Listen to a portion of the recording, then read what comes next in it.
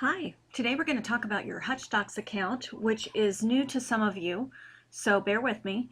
Basically what a Hutchdocs account is a Gmail account with Google Drive capabilities.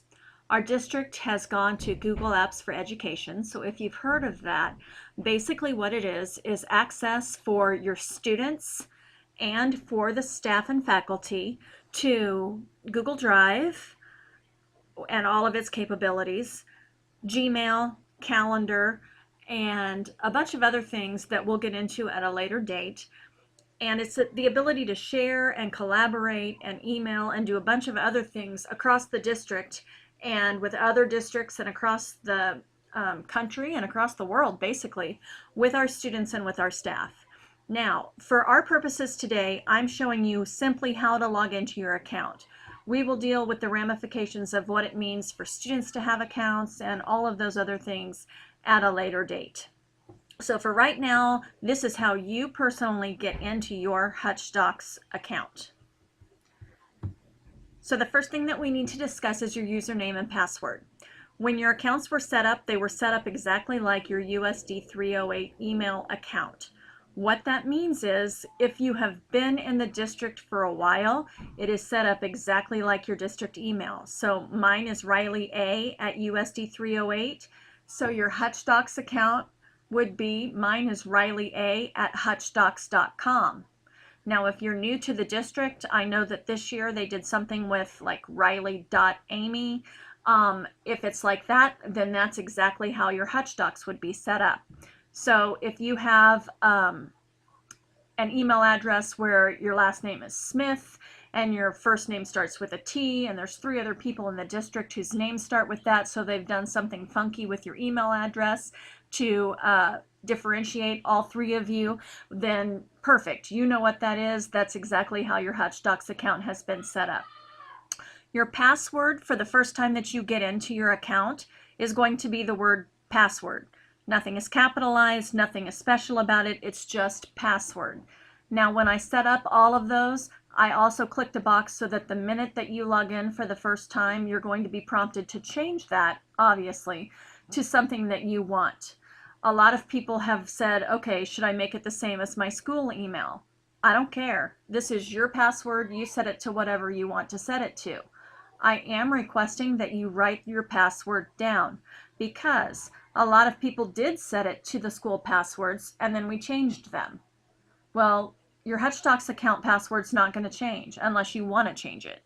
So make it something that you're going to remember. Make it something that's difficult enough to not be able to be easily hacked, and you keep track of it. If you forget it, please email Amy Riley and I can reset it without a problem. And no, I won't make fun of you, I promise. Well, maybe the 6th or 7th time I might laugh a little bit, but we'll laugh together, maybe. Okay, anyway, just email me and I'll reset it and we'll go on down the road, no biggie. Okay, so username, same as USD308 email at Hutchdocs.com. That's your email address. Password is password the first time until you change it. Okay, how do you log in? There's a couple of different ways. I find that the easiest way, and typically what I do all the time, is I just go up into my browser and I go to drive.google.com and I get in that way, because I don't use the Gmail feature very much. I don't use Hutchdocs to mail people back and forth. I use my email from the district. So typically the reason that I'm logging in is to use my Drive account, and so that's just right where I go. This is totally personal preference, so do whatever you want to do. I'm just showing you the different ways that you can get in. If you go to Drive, your username is right here at Hutchdocs.com, and your password would be your password. So we're going to do that right now. If I go to my Mozilla and I go to my browser, let me make my window just a little bit bigger.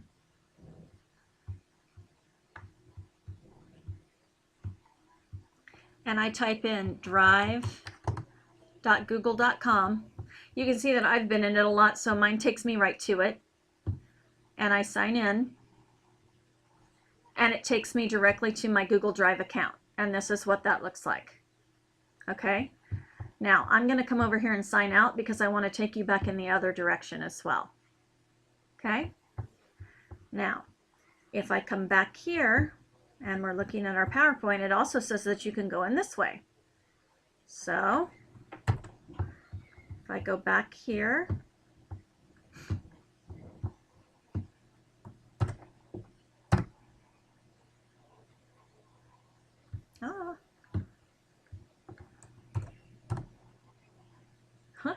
okay, of course, now that I'm actually here and I'm showing you, it's going to look different.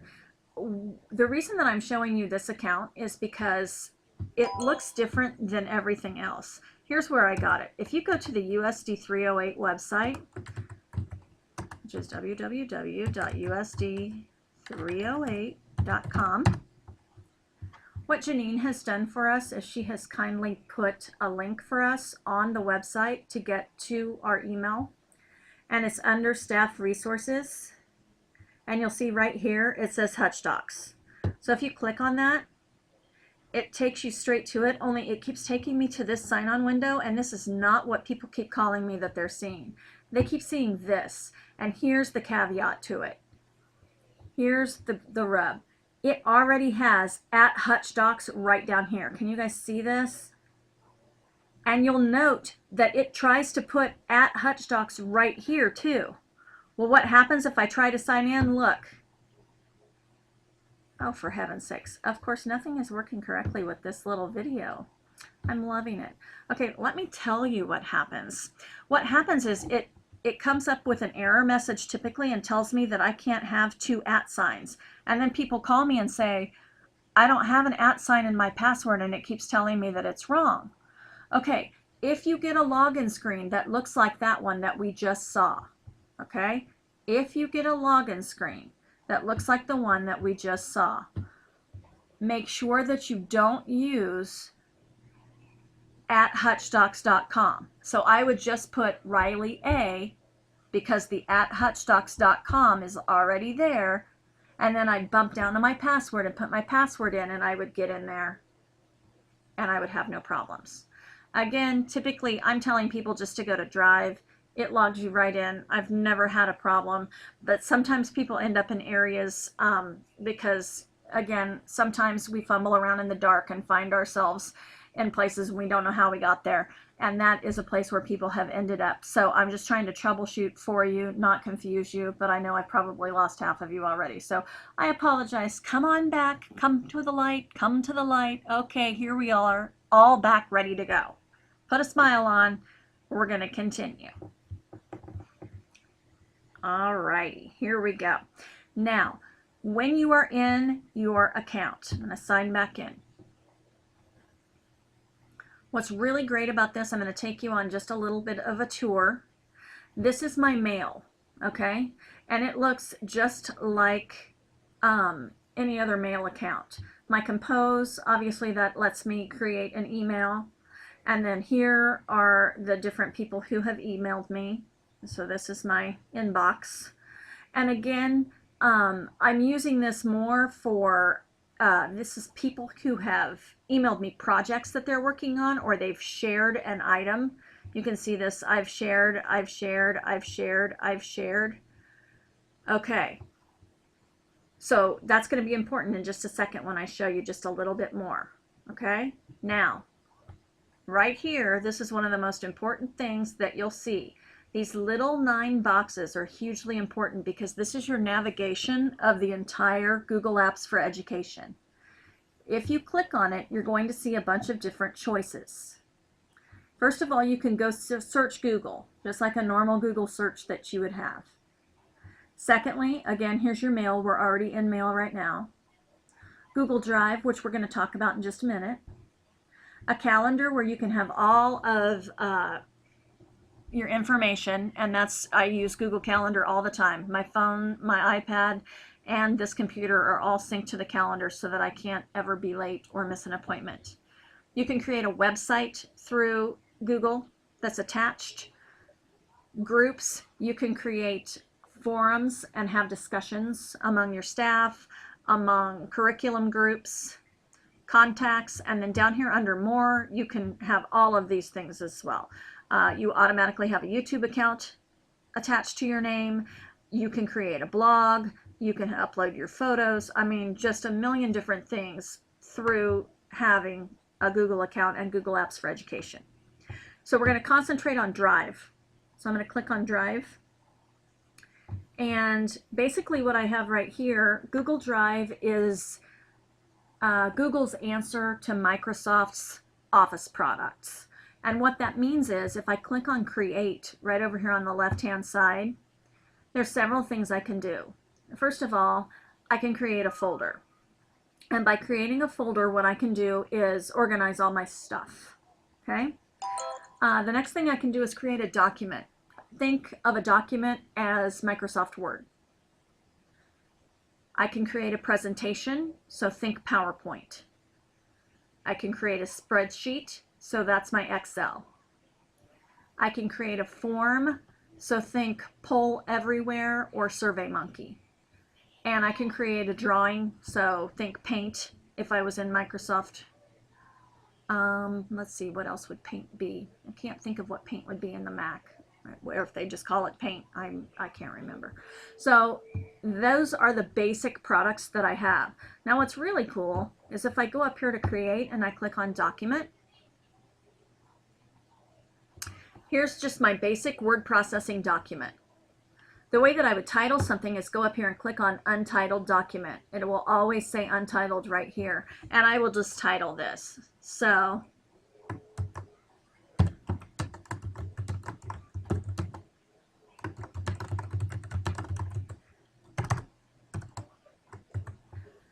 okay.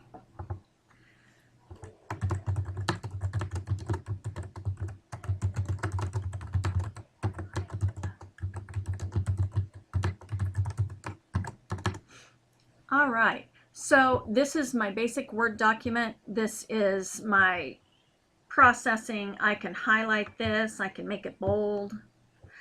I can make it bigger.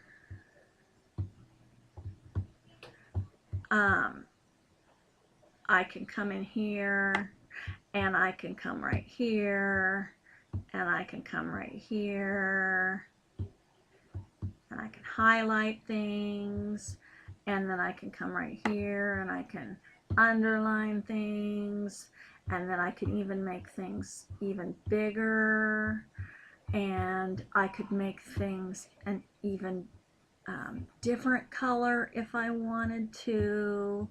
Oh, let's pick a positive color. Okay, are you getting my message? So anyway, I'm not trying to be a smart aleck. I'm just trying to play with you and keep things light and fun. Anyway, so here's my little document. I'm a student, I'm a staff member, whatever. I've created my document and I want to share it with my colleague or my fellow student in my classroom. What's cool is I come right over here to share. Okay, now I know a lot of your instructional coaches are thinking of sharing data this way, and a lot of your principals are thinking of sharing documents that they want staff to collaborate on in this way. So if I come over and I click on share, what's incredibly awesome is I come down here to invite people and I click on it and I start typing. So let's say that I want to share this with Katie Taylor, who is someone that I work with closely. And here she is right here, Katie Taylor. So I click on her, and then I can get to choose what it is I want her to do. If I want her to be able to come in here and edit it with me, and what that means is she's in her office, and right now, today, as a matter of fact, I'm working on Lincoln iPads. So I'm sitting in Lincoln's conference room, and Katie's in her office at the Ad Center. So if I sent this to her right now and left it at Can Edit, Katie could pull it up in her office and we could work together on this document. I can see everything she types, she can see everything I type. If I don't want her to be able to edit it, I can put it at Can Comment. So she can comment on it out to the side, but she can't change anything I've typed. I can also put it to Can View, which means that she can read it, but she can't say anything about it and she can't edit it. This tells me that I'm the owner, that Katie can see it, and Katie can edit it. Now, what's also neat is this is how she would comment. She would come right over here, and she may be able to highlight something, and she would click on comment, and she might say, who are you sending this to? And she would put that, and then I could answer her. Okay, she doesn't know it's coming, so she might not check her Hutchdocs while I'm doing this. That's why I'm telling you. There's also a chat feature, and what's neat is I would know if Katie logged on, because right up here where my cursor is, there would be a little letter that says the letter K would come up, and it would have a different color. So if Katie and Teresa and Cindy and Donna were all in this document at the same time, I would have all of their first letters in a different box at the top right up here, and each one of them would have a different color. And then down here, they would each have a cursor with a different color, and I would know who was typing what because their little name would come up with their own little color, and I would know who was typing what. Sounds a little complicated, sounds a little convoluted, but I promise you, it is awesome. You are going to love this. Now you know how to log in. You've had a little brief tour about what this can do for you. I think that you're going to love it once you get your feet under you and you play with it for just a little bit. The last thing that I do want to show you is how to log out, and you do that right here. Click on sign out, and you're golden. Please let me know what questions you have. I have created accounts for students in grades 3 through 12. I am now in the process of going around and teaching students in grades 3 through 6, one classroom at a time, how to log in and what it's all about. Please understand that students in grades 3 through 6, I have shut the email feature off. As an agreement between members of the Ad Center and principals, we are not comfortable yet turning email on for those students. We want to make sure that we have all digital citizenship skills fully in place and a firm understanding on digital safety in place before we open that up. So the collaboration piece is there. I know that the upper level students, secondary students, and teachers are extremely excited about this. I think that it has great benefit for you guys as well, and I'm really excited to get started. So if you want more information, please just let me know. Have a terrific day.